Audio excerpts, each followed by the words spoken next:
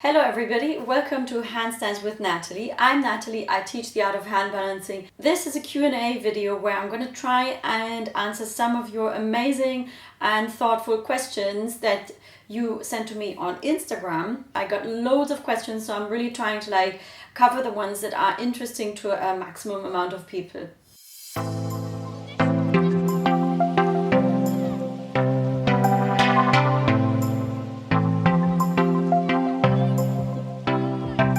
So question number one was, how do you get over the fear of falling forward in a handstand?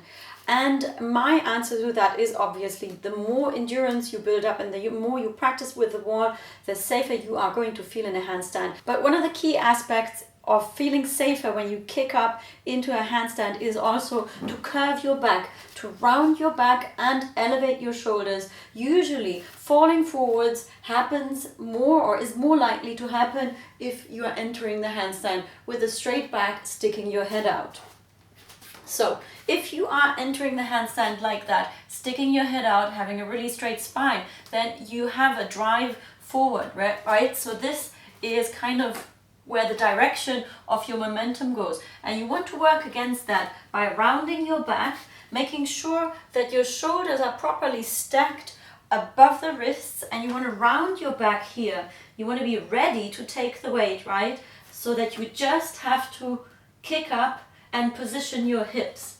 If you have this base here, if you have your shoulders, wrists and elbows here as a straight line base and you're just lifting the hips up above, that gives you safety, because what you want to prevent is your momentum going there. So you want to focus on directing your momentum into the floor by pushing up, elevating the shoulders and rounding the back and keeping the neck in line with the spine, not sticking it out, yeah? So can you see how my momentum is much better directed when I push into the ground here?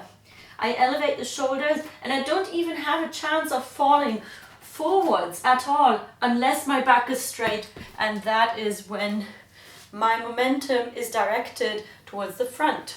Second question was, how do you safely fall from a handstand? And my response to that is the safest way to fall from a handstand is to rotate and then flip the legs down. So you rotate your body by executing a steering movement with the hands. So I'm twisting my body and at the same time I flip my legs down. So to show you, I rotate the body, flip the legs down, and then later on from here you can also take a step.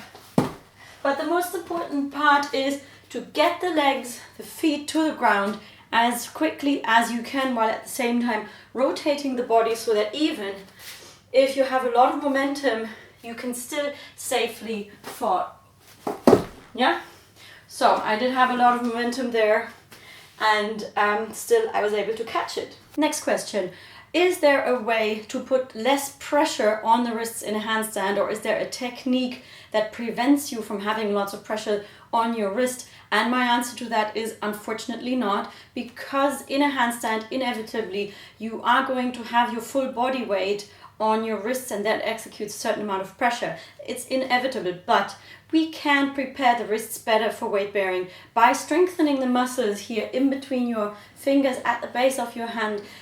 If you have a look at how strong your feet are and how many muscles there are in the feet that help us to balance our own body weight every day, yeah, then you can imagine how much we have to prepare our wrists here for balancing by strengthening the base of your hand here and by improving the flexibility. So if you still find it very hard and painful to have this 90 degrees angle here in the handstand, then you're very likely going to suffer. Improve the flexibility and also the strength of the base of your wrists here, for example with these exercises here. So a great exercise, for example, is this, where you fan your fingers out and then you press the fingers into the ground and you lift the palm, and you do this for 10 reps, 20 reps, for example. Then you turn around, press your fingers here into the floor, and I stabilize my hand here with my thumb. I lock the elbows out and I press up. So I flip my wrist up here from here to there. I really press into the floor, and I can feel the strengthening the little muscles here in the back of my hand. And of this you do 15 reps. What's also great is just the very simple opening and closing as fast as you can as a warm-up for your handstands. Again, fan your fingers out here, push up onto the fingers and down, and you can adjust how much weight you want to give into this, but 5 times one side, 5 times the other side.